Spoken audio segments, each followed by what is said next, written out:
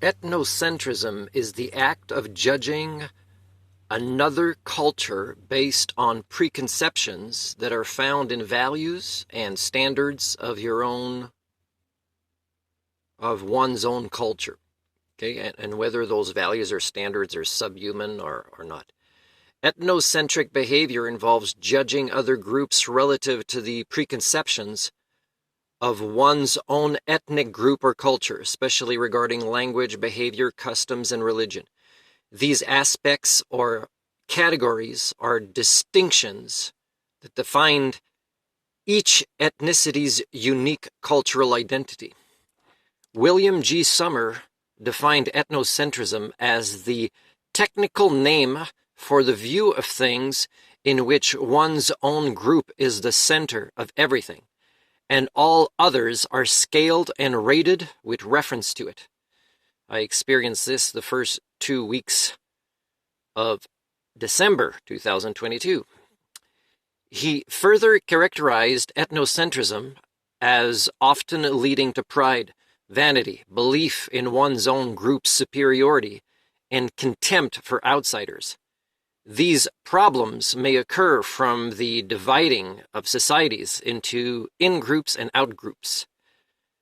So the Korean Peninsula has been set on this course because ethnocentrism was militarized, it seems, by other countries when they're really the same people, and they just have to stop acting like they're different groups.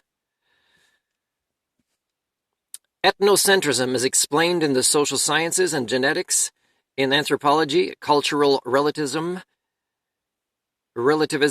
is used as an antithesis and antonym to ethnocentrism.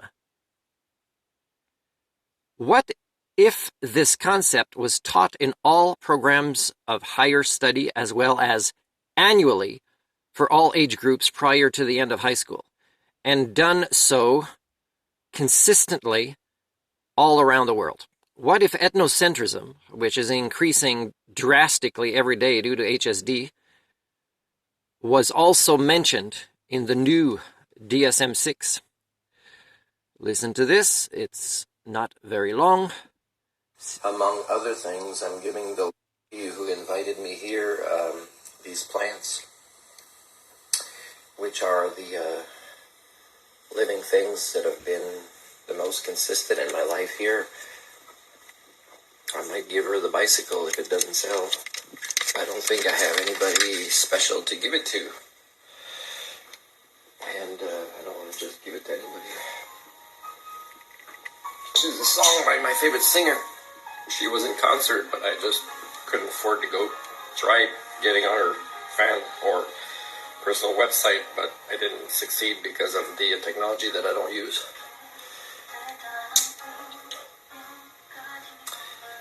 It almost happened with the lady that invited me here at one point, but the one thing I really would have wished would have happened here while I was here was somebody from this culture, man or woman.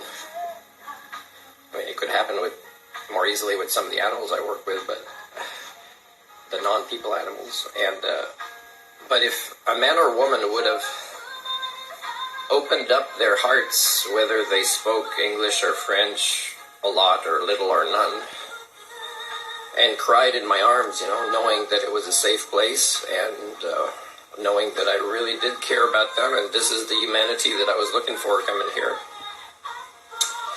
It happened a little bit with the lady that invited me here, but I could tell at the same time that this is a culture that represses their humanity a lot, and that even in this vulnerability where she trusted me, I could still tell that there was some reshuffling of the repression of the humanity.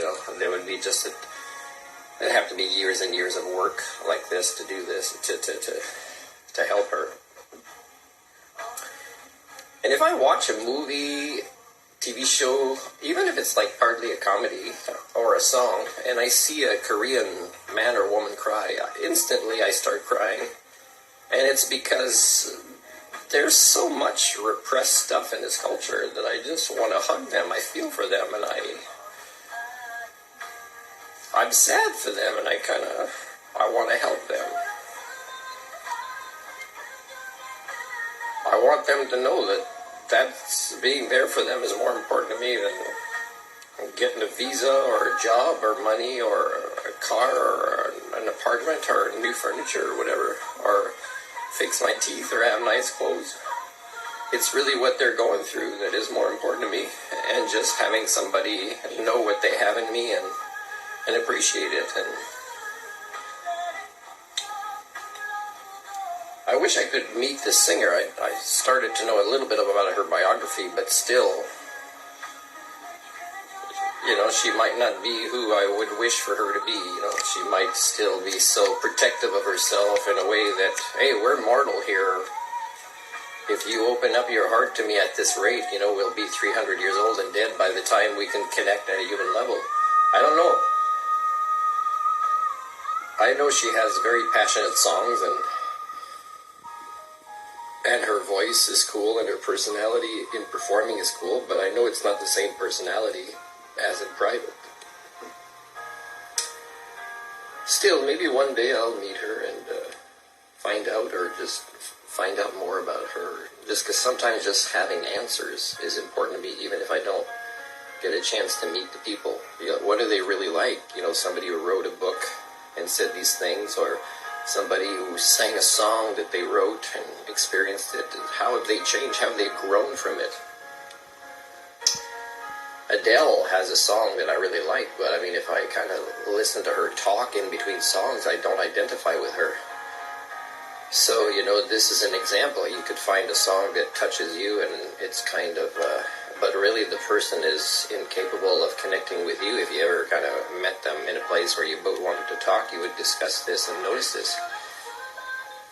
So again, these are just exceptions and minorities, and there is a phenomenon when you study culture that makes you think, I'll name it here when I post this blog, it makes you think your culture is the best, and because you have things like this, even though they're not what the majority of people experience, and you want to judge other cultures as inferior of your own because, you're setting the standard. And this is, again, part of HSD, and it's growing worse in every culture of the world. It's sad.